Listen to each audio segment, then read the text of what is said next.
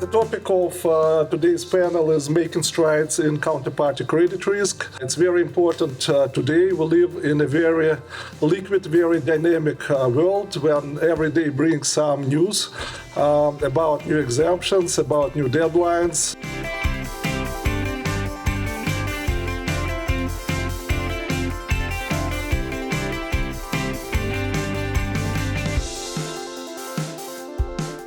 We have clearing, we have Basel III, we have accounting, we have really a lot of new and changing stuff. I will introduce our panel. We have very experienced people here.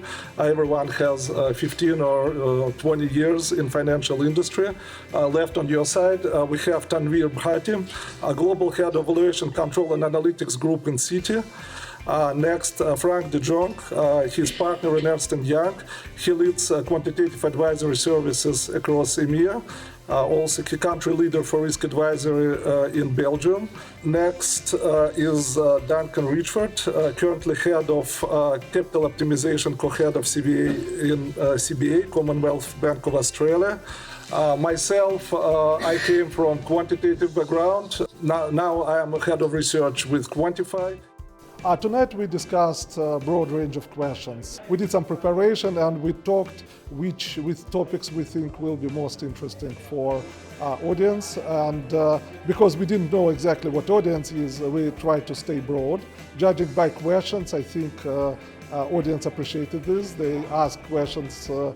Again, they were coming back to what was discussed, so definitely that was something of interest for them, and I hope they learn, if not a lot, then something. That was our purpose, right? And as many of you know, on both sides, the US and the European side, there's been continuing convergence in terms of what do we mean by fair value and the whole idea of the exit price. If there's one thing that I think we see happening is that through the extra push, if you want, coming from IFRS 13, is that basically people are more and more forced to connect the dots within the organization to make sure that those different numbers that are floating out there are sort of reflecting the same reality. Just to rehearse the fact that the academic community has sort of posited the view that FVA is not part of fair value. So I'm of the view right now, Dimitri, that I think FVA is a part of fair value and that's where we are. In the past, we used to be able to say, well, take a LIBOR or something like that, which is an average market rate, and it represents sort of the price that all banks are funding themselves at. And then, of course, in the crisis, we've seen that diverge much more systematically. So maybe to close this topic, I will maybe give a couple of thoughts from a quantitative point of view. So maybe the reason why it's such a hot debate about FVA and not about price jumps, because this is new and that it's easier to quantify, right? Basel III explicitly recommend to use credit spreads, CDS spreads, or some proxies if you cannot find CDS spread for CVA calculation, for CVA VAR. The pace of change of the accounting standards is obviously very slow. Do you see that as a major issue for the industry in terms of the level of ambiguity and the diversity of practice with regard to concepts like CDA, DVA and FVA? And if so, is there anything you've done about it? In the sort of area of own credit adjustments, to what extent, in your own experience, have you attempted to hedge the credit components of that, and how successful do you feel you've been?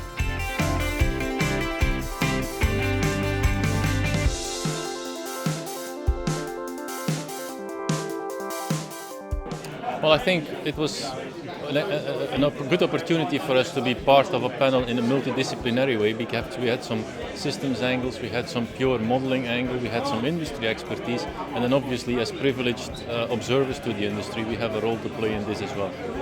Well, I work in CVA and it's great to have an opportunity to meet many other people working my job. Often we're behind the desk, we don't get out much, and it's great to exchange ideas. People in different banks and people in my own bank. I wanted the opportunity to mix with fellow professionals, to uncover best practices And I think looking at some of the names of the people who were invited and accepted to turn up, I thought it was a good opportunity to have a good Q&A and decide, which way the industry is headed in terms of risk and finance. I found the whole evening very interesting from the perspective of being able to see that everybody else is suffering from the same issues that we are. That there's basically the same problems, whether it comes from a business or an IT perspective, quant perspective, is the same across the industry. Some of the speakers this evening brought up some very interesting points, particularly about concentration risks, which require a lot of cooperation between the IT teams and quant teams. And also, it was very refreshing to hear how many banks are taking CVA so seriously. I think it's immensely useful. There are so many times when people have internal debates, they don't have the cross-fertilisation they have amongst other banks.